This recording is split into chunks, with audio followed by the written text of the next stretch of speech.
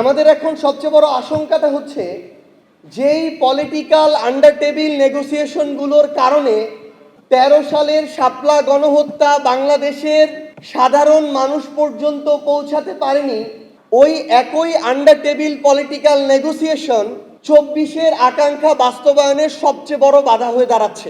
এবং বর্তমান ক্ষমতাসীন দল বাংলাদেশের প্রত্যেকটা সেক্টরে ওই একই কাজগুলো আগের মতো করে ভিন্ন রূপে করছে। উদাহরণ হিসেবে আপনি দেখেন, মানুষকে সন্তুষ্ট করার জন্য, পিআরটা একটু বাড়িয়ে নেওয়ার জন্য তাদের এমন পোশাক পরিধান করা শুরু করবে যেটা আপনার পছন্দ হবে, মনে হবে একটাই আছে আর কিছু নাই। এমনভাবে চলবে মনে হবে আপনার ভাই ওইভাবে চলে, আপনার অতি আপন। এমনভাবে কথা বলবে মনে হচ্ছে আপনার পরিবারের সদস্যরা এভাবে কথা বলে, তাদের হাতেই নিরাপদ।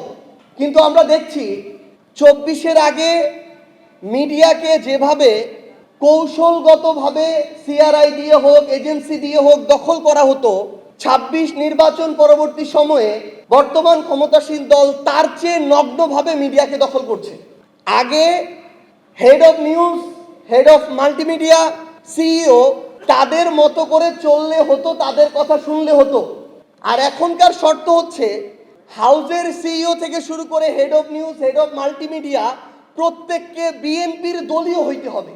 এখনকার শর্ত হচ্ছে এই দলীয় হওয়ার পরও মন শান্তি হয় না, এবার ওই মিডিয়া হাউসের শেয়ার আমার এই নেতাকে দিতে হবে, তারপর শান্তি।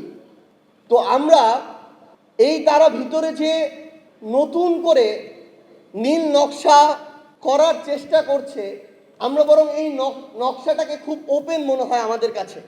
তাদের অপরিণত আচরণের কারণে, অসহনশীলতার কারণে এবং অতিরিক্ত ক্ষুধার কারণে আমরা দেখি বিগত ১৬ বছরে এই বাংলাদেশে এই যে হত্যাকাণ্ডগুলোর কথা আমরা বলছি, এগুলোর প্রেসক্রিপশন করা থেকে শুরু করে বাস্তবায়ন করা প্রত্যেকটা জায়গায় পার্শ্ববর্তী দেশ তাদের এজেন্সির সক্রিয় প্রত্যক্ষ পরোক্ষ অংশগ্রহণ ছিল।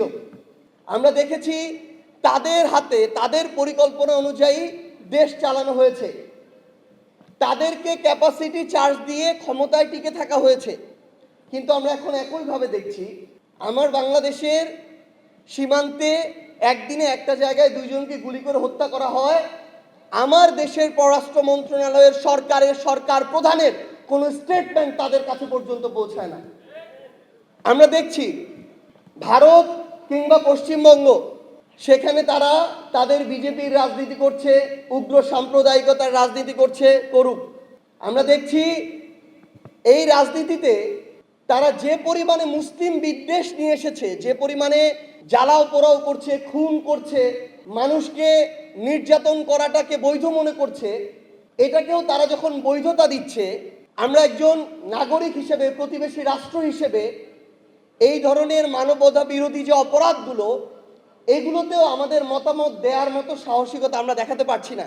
সেটা তো পারছিই না, সেটা তাদের অভ্যন্তরীণ বিষয় বলে পাশ কাটিয়ে যাচ্ছি। উপরন্তু আমাদের দেশকে নিয়ে, আমাদের দেশের সার্বভৌমত্বকে নিয়ে, স্বাধীনতাকে নিয়ে, সীমান্তকে নিয়ে যা ইচ্ছা তা বলে বেড়ানোর পরও যখন আমাদের স্বরাষ্ট্রমন্ত্রী বলে যে একটা রাজ্যের প্রধান বলেছে, সরকার তো বলেনি, তখন আমাদের জন্য এটা লজ্জার বিষয়। কারণ একটা রাজ্য প্রধান, একটা রাজ্য সরকারের বাইরে, রাষ্ট্রের বাইরে আলাদা কিছু না। কিন্তু আমরা ভারতকে উদ্দেশ্য করে স্পষ্ট করে কিছু কথা বলতে চাই। শুধু ভারত নয়, পুরো পৃথিবীতে আমরা কোনো রাষ্ট্র বিরোধী নই, আমরা ভারত বিদ্বেষীও নই, কিন্তু আমরা স্পষ্ট করে এটা বলতে চাই, শুধু ভারত নয়, পৃথিবীর যে কোনো দেশ আগামীতে যদি বাংলাদেশের দিকে আধিপত্যবাদের চোখ দিয়ে তাকাতে চায়, শোষণের মানসিকতা দিয়ে বন্ধুত্ব করতে চায়, সেই দেশের সাথে বাংলাদেশের কোনোদিন বন্ধুত্ব সম্ভব না। তারা যদি মনে করে যে বন্ধুত্ব করবে সরকারের সাথে, ক্ষমতার সাথে, আমরা স্পষ্ট করে একটা কথা বলতে চাই, জনগণ স্থায়ী, জনগণই রাষ্ট্র। বন্ধুত্ব করলে জনগণের সাথে করতে হবে, রাষ্ট্রের সাথে করতে হবে। আগামীর বাংলাদেশে পৃথিবীর যে কোনো দেশ যদি চিন্তা করে কোনো সরকারকে ক্ষমতায় টিকিয়ে রেখে জনগণকে উপেক্ষা করে বাংলাদেশকে তাবেদারি রাষ্ট্র বানাবে, আমরা স্পষ্ট করে একটা কথা বলতে চাই, ওই সরকার আগামীর বাংলাদেশে কোনো দিন হতে পারবে না, ক্ষমতায় আসতে পারবে না, টিকতে পারবে না, যেই সরকার জনগণের আকাঙ্ক্ষাকে উপেক্ষা করবে। আমরা আমাদের জায়গা থেকে বাংলাদেশের প্রশাসনকে, সিভিল সার্ভিসে যারা আছেন, পুলিশে যারা আছেন, আর্মিতে যারা আছেন, আপনাদেরকে একটা আহ্বান জানাতে চাই। অভ্যুত্থান পরবর্তী বাংলাদেশে পুলিশের ঊর্ধ্বতন একজন কর্মকর্তা যখন নিজেকে একজন দলীয় প্রধানমন্ত্রী দেখে মেরুদণ্ডটা এতটা বাঁকা করে নিজেকে সঁপে দেয়, তখন এর চেয়ে লজ্জার আর কিছু হতে পারে না।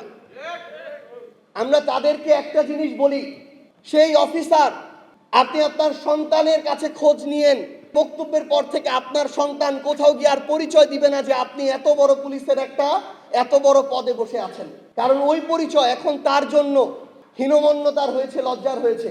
এবার অনেকে পার পেয়ে গিয়েছে, কারণ আমরা আসলে পূর্বে এই অভিজ্ঞতার মধ্য দিয়ে যাইনি। কিন্তু এই অভ্যুত্থান এমন একটা অভ্যুত্থান, 5 বছরের শিশু থেকে 80 বছরের বৃদ্ধ এই অভ্যুত্থানে সরাসরি রাজপথে ছিল।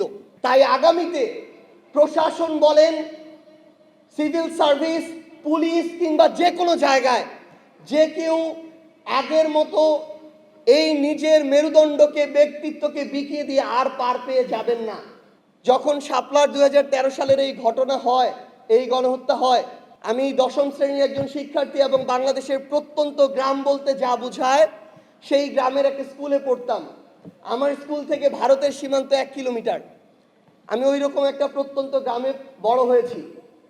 এই 24-এর অভ্যুত্থানের ঘটনা বাংলাদেশের প্রত্যেকটা গ্রামে পৌঁছে গিয়েছে, কারণ এই অভ্যুত্থানে সক্রিয়ভাবে অংশগ্রহণ ওই উপজেলা, ইউনিয়ন পর্যায় পর্যন্ত হয়েছিল। কিন্তু আমি তো ওই প্রত্যন্ত গ্রামে থেকে যেভাবে 24-এর কথাগুলোকে মানুষের মুখে শুনি, একজন প্রবীণ 80 বছরের বৃদ্ধর কাছে শুনি, 9 কিংবা 13 কিংবা 21-এর এই ঘটনাগুলো তাদের কাছে পর্যন্ত পৌঁছায়নি, পৌঁছাতে দেয়া হয়নি, মেইন স্ট্রিম করতে দেয়া হয়নি। আমি আপনাদেরকে আহ্বান করব, এত বড় একটি গণহত্যা, এটা যেন এখন আপনাদের মধ্য দিয়ে বাংলাদেশের মানুষের কাছে পৌঁছায়। এবং শেখ হাসিনা তার সময়ে এখনো যারা তার চাটুকারিতা করে, বিবেকবোধ বিবর্জিত ওই তথাকথিত মেরুদণ্ড সম্পন্ন প্রাণীগুলো, তাদের পর্যন্ত এই বার্তাগুলো পৌঁছে দিতে হবে, এই বিভীষিকাগুলোকে পৌঁছে দিতে হবে। তাহলেই আমরা ওই যে বলছি যে আওয়ামী লীগ ফিরে আসতে পারে, যদি আপনি এগুলো তুলে ধরতে পারেন, পৌঁছে দিতে পারেন। আমি বলছি যে আওয়ামী লীগ বাংলাদেশে ফিরে আসতে পারবে না, এটা সম্ভব না। কারণ এখন অনেক মতভেদ থাকতে পারে, বিভাজন থাকতে পারে, কিন্তু যখন আবার ওই খুনি নির্দেশদাতা মুখটা সামনে আসে, আবার মানুষের ভিতরে একটা ক্ষোভ আসে, আক্রোশ আসে, এটা মুছে ফেলা, নিভে ফেলা এত সহজে সম্ভব না।